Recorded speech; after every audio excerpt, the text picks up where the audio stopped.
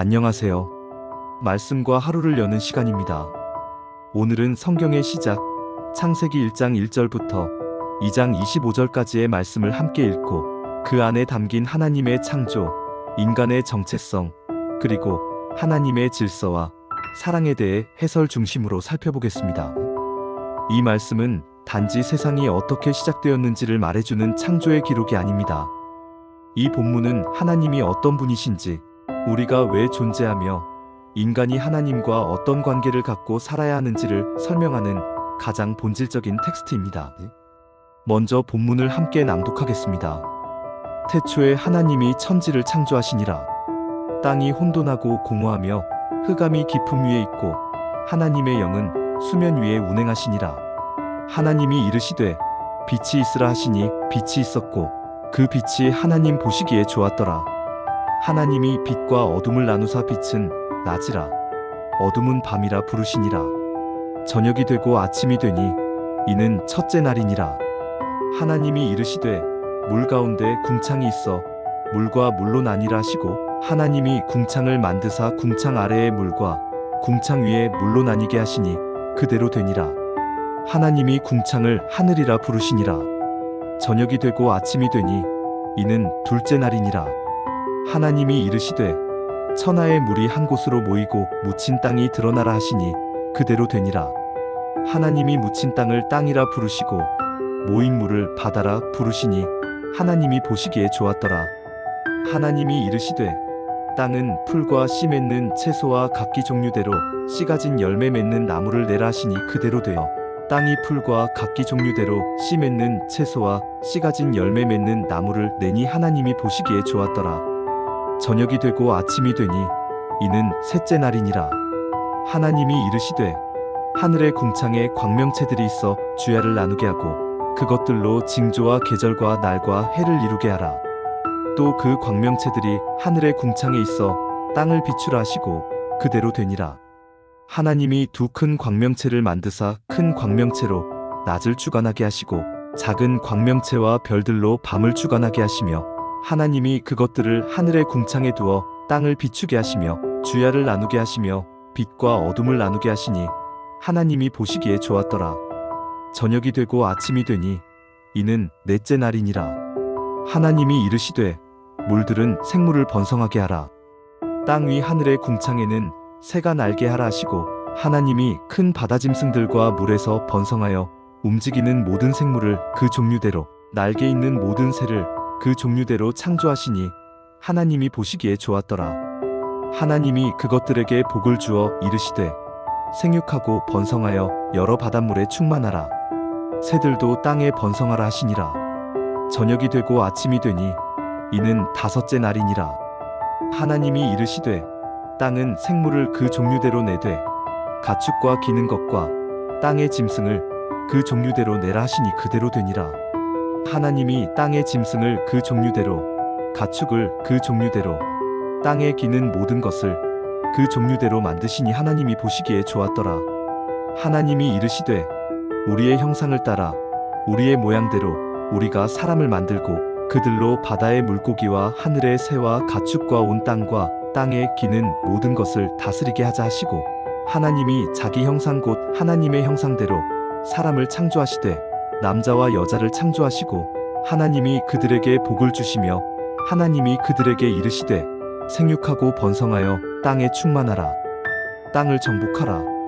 바다의 물고기와 하늘의 새와 땅에 움직이는 모든 생물을 다스리라 하시니라. 하나님이 이르시되 내가 온 지면에 씨 맺는 모든 채소와 씨 가진 열매 맺는 모든 나무를 너희에게 주노니 너희의 먹을거리가 되리라. 또 생명이 있는 모든 짐승과 하늘의 모든 새와 땅에 기는 모든 것에게는 모든 푸른 풀을 먹을거리로 주노라 하시니 그대로 되니라. 하나님이 지으신 그 모든 것을 보시니 보시기에 심히 좋았더라. 저녁이 되고 아침이 되니 이는 여섯째 날이니라. 천지와 만물이 다 이루어지니라. 하나님이 그가 하시던 일을 일곱째 날에 마치시니 그가 하시던 모든 일을 그치고 일곱째 날에 안식하시니라. 하나님이 일곱째 날을 복주시고 거룩하게 하셨으니 이는 하나님이 그 창조하시며 만드시던 모든 일을 마치시고 그날에 안식하셨음이니라. 이것이 천지가 창조될 때에 하늘과 땅의 내력이니라. 여호와 하나님이 땅과 하늘을 만드시던 날에 들에 초목이 아직 없었고 밭에 채소가 나지 아니하였으니 이는 여호와 하나님이 땅에 비를 내리지 아니하셨고 땅을 갈 사람도 없었음이며 안개만 땅에서 올라와 온 지면을 적셨더라. 여호와 하나님이 땅의 흙으로 사람을 지으시고 생기를 그 코에 불어넣으시니 사람이 생명이 되니라. 여호와 하나님이 동방의 에덴에 동산을 창설하시고 그 지으신 사람을 거기 두시니라. 여호와 하나님이 그 땅에서 보기에 아름답고 먹기에 좋은 모든 나무가 나게 하시니 동산 가운데에는 생명나무와 선악을 알게 하는 나무도 있더라. 에덴에서 강이 흘러나와 동산을 적시고 거기서부터 갈라져 네 근원이 되었으니 첫째의 이름은 비손이라. 금이 있는 하윌라온 땅을 둘렀으며 그 땅의 금은 좋고 그곳에는 베델리엄과 호마노도 있으며 둘째 강의 이름은 기온이라. 구스온 땅을 둘렀고 셋째 강의 이름은 hit데겔이라. 아수르 동쪽으로 흐르며 넷째 강은 유브라데더라. 여호와 하나님이 그 사람을 이끌어 에덴 동산에 두어 그것을 경작하며 지키게 하시고 여호와 하나님이 그 사람에게 명하여 이르시되 동산 각종 나무의 열매는 네가 임의로 먹되 선악을 알게 하는 나무의 열매는 먹지 말라. 네가 먹는 날에는 반드시 죽으리라 하시니라. 여호와 하나님이 이르시되 사람이 혼자 사는 것이 좋지 아니하니 내가 그를 위하여 돕는 배필을 지으리라 하시니라. 여호와 하나님이 흙으로 각종 들짐승과 공중의 각종 새를 지으시고 아담이 무엇이라 이름 짓나 보시려고 그것들을 그에게 이끌어 가시니 아담이 각 생물을 부르는 것이 곧 그 이름이 되었더라. 아담이 모든 가축과 공중의 새와 들의 모든 짐승에게 이름을 주니라. 아담이 돕는 배필이 없으므로 여호와 하나님이 아담을 깊이 잠들게 하시니 그가 잠들매 그 갈빗대 하나를 취하고 살로 대신 채우시고 여호와 하나님이 아담에게서 취하신 그 갈빗대로 여자를 만드시고 그를 아담에게로 이끌어 오시니 아담이 이르되 이는 내 뼈 중의 뼈요 살 중의 살이라. 이것을 남자에게서 취하였은즉 여자라 부르리라 하니라. 이러므로 남자가 부모를 떠나 그의 아내와 합하여 둘이 한 몸을 이룰지로다. 아담과 그의 아내 두 사람이 벌거벗었으나 부끄러워하지 아니하니라. 이제 말씀을 정리하며 해설을 나누겠습니다. 창세기 1장부터 2장까지는 단지 성경의 시작을 알리는 문장이 아니라 하나님께서 어떤 방식으로 세상을 창조하셨는지 그리고 그 안에서 인간은 어떤 위치에 놓여 있는지를 드러내는 가장 핵심적인 토대입니다. 성경은 태초에 하나님이 천지를 창조하시니라는 강력한 한 문장으로 시작합니다. 이 선언은 단지 기독교의 창조론을 이야기하는 것이 아니라 세상의 모든 시작점이 하나님이라는 전제에서 출발함을 말해줍니다. 여기서 태초는 인간의 시간이 시작된 시점이고 천지는 물질 세계의 전부를 의미합니다. 즉, 시간과 공간 모두 하나님이 만드신 피조물이라는 뜻이죠. 이어지는 창조의 6일 구조를 보면 매우 논리적이고 질서정연합니다. 하나님은 하루하루 창조하시고 보시기에 좋았다라고 말씀하십니다. 이건 무질서한 우연이 아닌 목적 있는 창조라는 증거입니다. 1일 3일까지는 형태를 만드는 날입니다. 빛, 하늘과 바다, 육지와 식물, 그 공간이 만들어진 다음 4일 6일에는 그 공간에 생명을 채우십니다. 해와 달, 물고기와 새, 동물과 인간. 이런 구조는 하나님이 계획적으로 세상을 창조하셨다는 증거이며 이 세상은 그냥 존재하는 것이 아니라 하나님의 질서와 목적 아래 움직이고 있다는 선언입니다. 특히 인간 창조 장면은 특별합니다. 다른 피조물은 그 종류대로 만들어졌지만 인간은 하나님의 형상대로 창조됩니다. 여기서 우리는 존재의 위상을 알 수 있어요. 우리는 짐승처럼 본능적으로만 사는 존재가 아닙니다. 하나님의 성품, 도덕성, 창조성, 관계성 등을 닮은 존재입니다. 그리고 인간은 땅을 정복하고 다스리라는 사명을 받습니다. 이건 지배가 아니라 책임 있는 돌봄과 관리의 의미입니다. 하나님은 우리를 이 땅의 청지기로 세우셨습니다. 이 사명은 지금도 유효합니다. 우리가 살아가는 이 세상, 우리가 만지는 일들, 가정, 직장, 사회 속에서 우리는 여전히 창조 사역에 참여하는 중입니다. 2장으로 넘어가면 창조 이야기는 더 섬세하게 다뤄집니다. 하나님은 사람을 흙으로 빚으시고 생기를 불어넣어 생명, 즉 영적인 존재로 만드십니다. 이건 단지 숨쉬는 생물이 아니라 하나님과 소통하고 교제할 수 있는 존재로서의 인간을 의미합니다.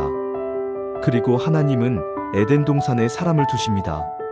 여기서 중요한 것은 에덴은 완벽한 정원 그 자체가 아니라 하나님과 교제할 수 있는 장소였다는 것입니다. 거기서 인간은 경작하고 지키는 사명을 받습니다. 일은 타락 이후의 형벌이 아니라 창조 이전부터 하나님이 인간에게 주신 축복입니다. 즉, 우리의 노동과 일상도 하나님의 뜻을 이루는 거룩한 활동이라는 뜻입니다. 그리고 하나님은 선악을 알게 하는 나무를 통해 자유의지를 주십니다. 이것은 단순한 테스트가 아니라 사랑이 강요될 수 없다는 하나님의 철학을 보여주는 장면입니다. 하나님은 로봇을 원하지 않으셨습니다. 자유롭게 선택하고 스스로 순종하는 관계를 원하신 것입니다. 또 하나, 하나님은 인간이 혼자 있는 것이 좋지 않다고 하시고 여자를 만들어 아담에게로 이끄십니다. 이때 여자는 남자의 부속품이 아니라 그와 동등하게 하나님의 형상을 지닌 존재입니다. 하나님은 여자를 남자의 갈비뼈에서 만드셨는데 이건 단순히 신체 부위를 말하는 게 아닙니다. 옆구리라는 의미로 남자와 함께 걷는 존재, 서로를 보호하고 도울 존재라는 의미입니다. 그리고 성경은 말합니다. 남자가 부모를 떠나 아내와 합하여 둘이 한 몸을 이룰지로다. 이 구절은 인간 공동체, 결혼제도의 기초이자 하나님이 정하신 삶의 방식입니다. 이 모든 창조는 마지막 구절에서 이렇게 요약됩니다. 아담과 그의 아내 두 사람이 벌거벗었으나 부끄러워하지 아니하니라. 이건 육체적인 설명이 아닙니다. 전적인 신뢰와 자유로운 관계, 죄 없는 상태에서의 순수한 공동체를 묘사하는 장면입니다. 즉, 하나님이 바라신 인간의 모습은 자유롭고 사랑하며 서로를 돕는 관계 속에서 하나님과 연결된 상태로 살아가는 존재였다는 것입니다. 이 말씀은 지금 우리 삶에도 강력한 적용점을 줍니다. 첫째, 하나님은 여전히 우리의 혼돈 속에서 질서를 창조하십니다. 우리 삶이 공허하고 방향이 없을지라도 하나님은 여전히 말씀하십니다. 빛이 있으라. 그분의 말씀은 지금도 창조하고 질서를 회복합니다. 둘째, 우리는 하나님의 형상을 따라 창조된 사명자입니다. 가정에서, 직장에서, 교회 안팎에서 하나님의 질서를 세우고 관계를 돌보며 살아가야 할 존재입니다. 셋째, 자유는 책임을 동반합니다. 하나님은 우리에게 선택권을 주셨지만 그 선택은 언제나 하나님과의 관계 속에서 이루어져야 합니다. 자유는 방종이 아니라 하나님을 향한 신뢰 안에서 의미가 생깁니다. 마지막으로, 하나님은 인간을 공동체로 부르셨습니다. 나 혼자 잘 사는 것이 아니라 돕고 사랑하고 연합하는 것. 가정에서, 교회에서, 사회 속에서 하나님은 우리가 함께 살아가도록 창조하셨습니다. 그렇기에 오늘 이 말씀은 나는 누구이며 어디에서 왔고 왜 살아가는가에 대한 가장 명확한 답을 줍니다. 우리는 하나님의 피조물이며 그분의 형상대로 지어진 존재이며 사명과 사랑 안에 살아가는 존재입니다. 말씀과 하루를 여는 이 시간, 오늘도 그분의 질서 안에서 살아가는 하루 되시길 바랍니다. 감사합니다.